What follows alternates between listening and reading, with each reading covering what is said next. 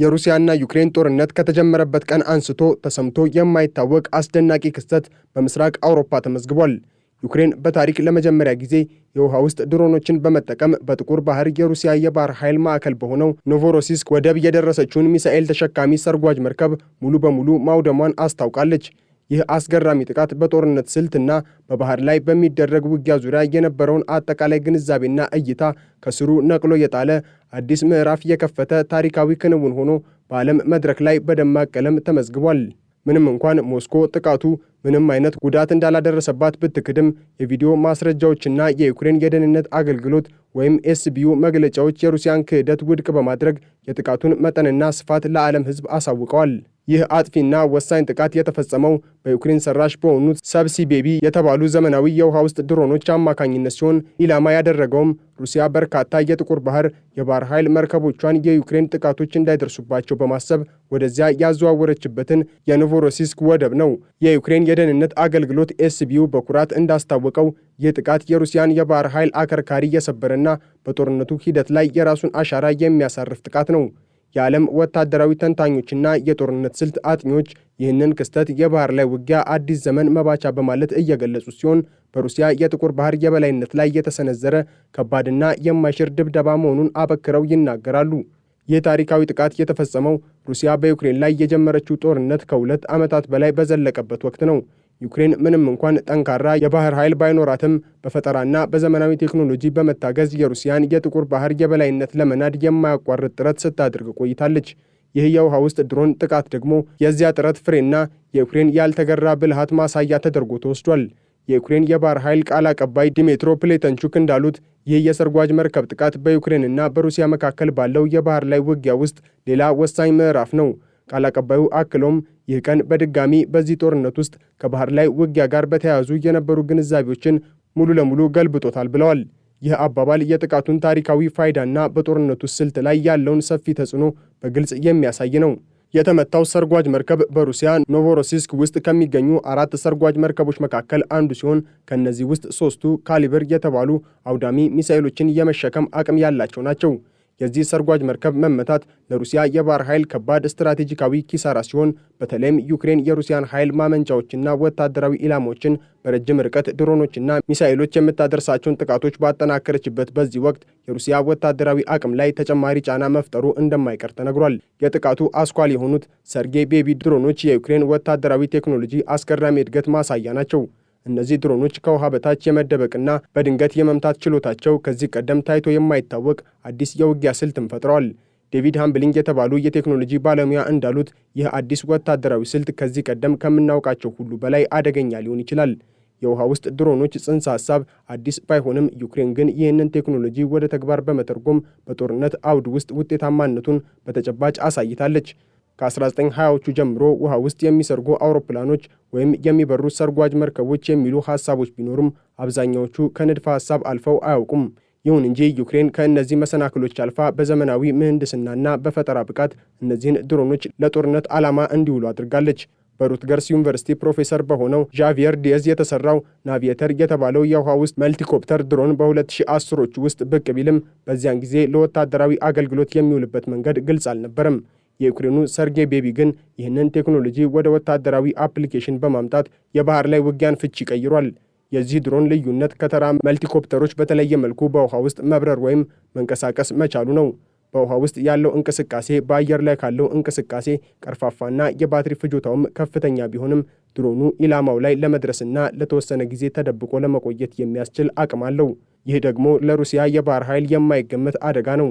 የዩክሬን የኤሌክትሮኒክስ ጦርነትና ድሮን ባለሙያዎች እንደሚሉት ከሆነ በቪዲዮ እንደምናያቸው ከሐይቅ ውስጥ ድሮኖች ሲነሱ የማየት ያህል አስደናቂ አይደለም ብለዋል። ይህም እነዚህ ድሮኖች ከጠበቅነው በላይ የላቀና ያልታየ ችሎታ እንዳላቸው ይጠቁማል። ይህ ጥቃት ለሩሲያ ከባድ ጉዳት አለው። የተመታው ሰርጓጅ መርከብ ጥገና ለማድረግ ከውሃው በላይ መውጣት ስላለበት ይህም መርከቧን ለተጨማሪ ጥቃት እንደሚያጋልጣት የዩክሬን ባለስልጣናት ይናገራሉ።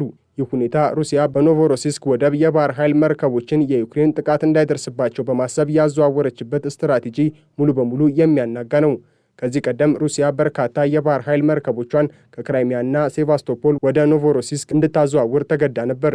ይህ አዲስ ጥቃት ግን ኖቮሮሲስክ እንኳን ከዩክሬን ዘመናዊና የረቀቁ ድሮኖች ጥቃት ነፃ አለመሆኗን አሳይቷል። ይህ ደግሞ የሩሲያን የጥቁር ባህር የበላይነት ህልም ፍርፋሪ የሚያደርግ ወታደራዊ ክብሯንም የሚጎዳና የስነልቦና ጫና የሚፈጥር ነው።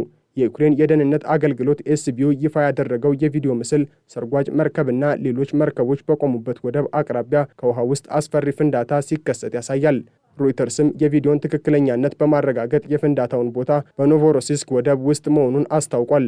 ይህ ቀጥተኛ ማስረጃ የሩሲያን ምንም ጉዳት አልደረሰም የሚለውን ማስተባበያ ውድቅ ያደርገዋል። የባህር ላይ ድሮኖች በተለይም የውሃ ውስጥ ድሮኖች በባህር ላይ ውጊያ ላይ አዲስ ምዕራፍ እየከፈቱ ነው። እነዚህ ትናንሽ ሰው አልባ መርከቦች ከውሃ ወለል በላይ ወይም በታች በመንቀሳቀስ የተለያዩ ወታደራዊ ተግባራትን ማከናወን ይችላሉ። ፈንጂዎችን ማስወገድ፣ የስለላ ስራዎችን መስራት ወይንም እንደ ጠላት መርከቦች ያሉ ኢላማዎችን መምታት ከሚችሏቸው ተግባራት መካከል ናቸው። እነዚህ ድሮኖች እንደ አየር ላይ ድሮኖች ራዳር ላይ የመታየት ዕድላቸው ዝቅተኛ መሆኑና አነስተኛ ድምፅ ስለሚያሰሙ ለመለየት አስቸጋሪ ናቸው። የዩክሬን ወታደራዊ ባለሙያዎች እንዳሉት እነዚህ ድሮኖች በአንጻራዊነት ዝቅተኛ ዋጋ ያላቸው ሲሆኑ፣ በአንጻሩ ግን እጅግ ውድ የሆኑ የሩሲያ የባህር ኃይል መርከቦችን የማጥቃት አቅም አላቸው። ይህ ደግሞ ከውጤታማነት ስትራቴጂ አንጻር ለዩክሬን ትልቅ ጥቅም ይሰጣል። የዩክሬን መንግስት ይፋ ባደረገው መረጃ መሰረት አንድ የባህር ላይ ድሮን ዋጋው $250,000 አካባቢ ነው። ይህ ደግሞ ከብዙ የረጅም ርቀት ሚሳኤሎች ዋጋ እጅግ ያነሰ ነው። እነዚህ ድሮኖች በፍጥነት ሊሰማሩና ሙሉ በሙሉ የሰለጠነ ሰራተኛ የማይፈልጉ መሆናቸውም ሌላኛው ጠቀሜታው ነው። ሲድሃርዝ ካውሻል የተባለ የመከላከያ ጉዳዮች ተንታኝ እንዳሉት ድሮኖቹ ብዙ ዝቅተኛ ዋጋ ያላቸውን ነገሮች ቢይዙም አንድ ብቻ ቢያልፍና እጅግ ውድ የሆነ ንብረትን ቢጎዳ ሞዴሉ ራሱን ችሏል እንደማለት ነው ብለዋል። ይህ አባባል የሰርጓጅ ድሮኖችን ውጤታማነትና ስትራቴጂካዊ ጠቀሜታም ያጎላል። ይህ ጥቃት የተካሄደው በአሜሪካ አሸማጋይነት እየተካሄዱ ባሉት የሰላም ድርድሮች ወቅት ሲሆን ዩክሬን በዚህ ድርጊት በድርድሩ ጠረጴዛ ላይ ጠንካራ አቋም ለመያዝ እንደምትችልና በሩሲያ ላይ ከፍተኛ ጉዳት የማድረስ አቅም እንዳላት ለማሳየት እየሞከረች ነው።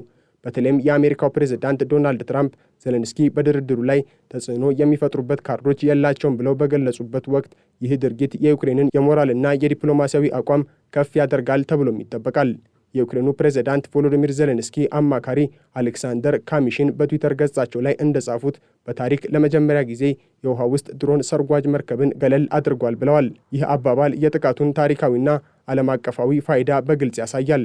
የኖርዌይ የመከላከያ ጥናት ተቋም እንደገለጸው ከሆነ የዩክሬን የባህር ላይ ድሮኖችን መጠቀም የባህር ላይ ውጊያ አዲስ ዘመን መባቻ ሲሆን ለሩሲያም እያደገ የመጣ ስጋት ነው። የዩክሬን ይህ ስልት የዓለምን ትኩረት የሳበ ከመሆኑም በላይ ሌሎች የባህር ኃይሎች እነዚህን አይነት ስርዓቶችና የአሰራር ልምዶቻቸውን እንዲያዳብሩ እየገፋፋ ነው ብለዋል። ይህ የዩክሬን ጥቃት ባለፈው አንድ ሳምንት ሩሲያ በዩክሬን ላይ ለፈጸመችው ጥቃት የተሰጠ ምላሽ ሳይሆን አይቀርም። ፕሬዝዳንት ዜሌንስኪ በቴሌግራም ገጻቸው እንዳስታወቁት በአንድ ሳምንት ውስጥ ብቻ 1500 ሰው አልባ ድሮኖች ወደ ዩክሬን ከተሞች ተተኩሰዋል። 900 የአየር ላይ ቦምቦች በዩክሬን ሕዝብ ላይ ዘንበዋል። 46 ሚሳይሎች ደግሞ የዩክሬን የኃይል ማመንጫዎችንና የመኖሪያ ቤቶችን ደብድበዋል። በኦዴሳ፣ ዛፖሮዣ፣ በካርኪቭ እና በሌሎችም ከተሞች የኤሌክትሪክ ኃይል ተቋርጧል። በቀዝቃዛው የክረምት ወቅት ሕዝቡ መብራት፣ ውሃና ማሞቂያ አጥቶ በጨለማና በብርድ እየተሰቃየ ነው። በተለይ በኦዴሳና በዛፓሮዥያ የተፈጸሙት ጥቃቶች የሲቪል መሠረተ ልማቶችን አውድመዋል። ሕፃናት፣ እናቶችና አረጋውያን መጠለያ አጥተዋል። ሩሲያ ይህንን ሁሉ የምታደርገው ዩክሬንን ለማንበርከክና በድርድሩ ላይ እጅ እንድትሰጥ ለማስገደድ እንደሆነ ግልጽ ነው። ፕሬዝዳንት ዜሌንስኪም ሩሲያ ጦርነቱን እያራዘመች ሕዝባችንን ለመጉዳት እየሰራች ነው ሲሉ በምሬት ተናግረዋል። ከነዚህ የቅርብ ጊዜ ጥቃቶች በተጨማሪ በአውሮፓውያኑ ታህሳስ ወርም የሩሲያ ኃይሎች ከቅርብ ወራት ወዲህ ከታዩት እጅግ ትላልቅ ጥቃቶች አንዱ የሆነውን በመፈጸም ከ450 በላይ ሰው አልባ አውሮፕላኖችንና ወደ 30 የሚጠጉ ሚሳይሎችን ወደ ዩክሬን አስወንጭፈዋል። እነዚህ ጥቃቶች በዋነኛነት የኃይልና የኢንዱስትሪ መሠረተ ልማቶችን በተለይም በደቡባዊ ክልሎችና በኦዴሳ ላይ ያነጣጠሩ ነበሩ። በአጠቃላይ በኖቮሮሲስክ ወደብ ላይ የደረሰው የውሃ ውስጥ ድሮን ጥቃት በዩክሬንና ሩሲያ ጦርነት ውስጥ ብቻ ሳይሆን በዓለም አቀፍ የጦርነት ታሪክ ውስጥም ትልቅ ምዕራፍ ነው።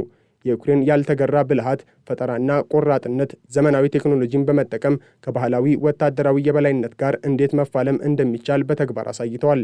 ይህ ክስተት የባህር ላይ ውጊያ ስልትን፣ የጦር መርከቦችን ዲዛይንና የመከላከያ ስትራቴጂዎችን ሙሉ በሙሉ ሊቀይር የሚችል አስገራሚ ክንውን ነው።